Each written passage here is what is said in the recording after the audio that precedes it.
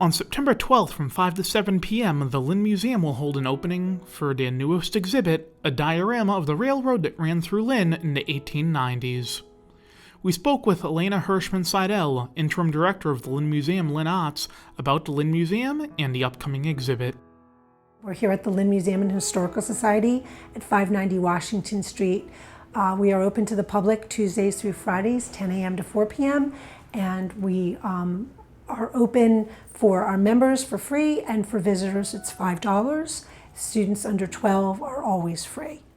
On the first floor we have some signage from Old Lynn, as well as postcards that people used to send back and forth. Then on the second floor, where most of our exhibits are, if you come up right now, we are still showing the Lynn Beach painters.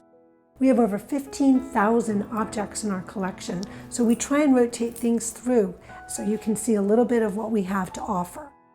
Shoemaking is a very important part of Lynn's history, and so we really celebrate that, but we want people to understand that Lynn isn't just about the shoemaking. The thing we really wanted to highlight right now is our new exhibit that's opening, the Narrow Gauge Railroad Diorama. It was created by Todd Gieg, who's an artist who has a studio in the Lydia Pinkham Building. We're very excited to share this with the public. It basically takes mid-1890s, late 1890s Lynn, from where you took the train into Boston, and it's a very small piece of that train ride, and you get to see what Todd envisioned that time period looking like. We will have lots of different activities throughout the year as we celebrate this diorama and Todd's creation, and so please go on our website, www.lynnmuseum.org, to see when other programs and workshops will be offered. We were also able to speak with artist Todd Gieg at his studio in the Lydia Pinkham Building.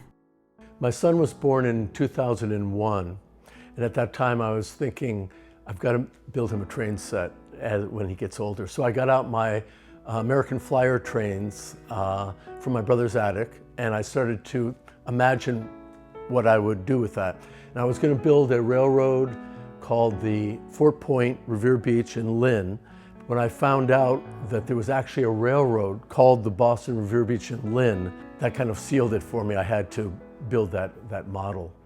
Even though at the time of its peak ridership, it had the most densely used railroad in the United States, and that it opened up the North Shore to development, 80% of the people who I polled had never heard of it before. The fact also that it has never been modeled by anyone was extraordinary to me, so I felt there's a niche that needs filling.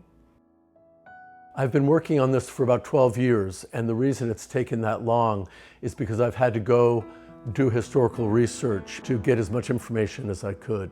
So it is based on historical matter, however there are large gaps, as you can imagine, in that record, and I have to fill that with my imagination, and that's what's fun, is coming up with different structures that would be suitable for that era.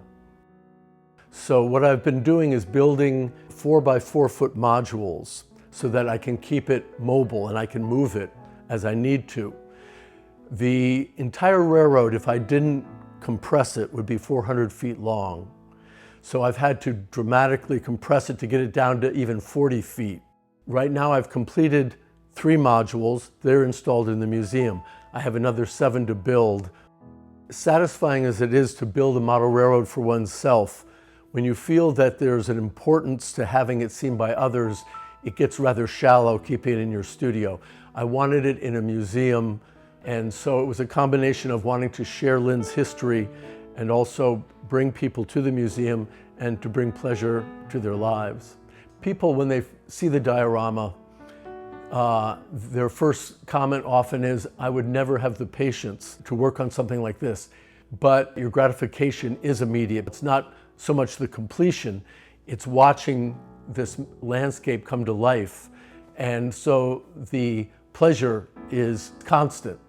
The only thing I'd like to conclude with is my gratitude to the museum. There are many things that I have learned in making the diorama that the historical societies in Lynn and in Revere and in Winthrop were unaware of. That's one of the things that's so valuable educationally about the diorama, is when people come to see it, they're being educated in ways that perhaps they didn't expect. People forget what they once had unless they're reminded of it. And the diorama is a wonderful way to remind people what once was in Lynn.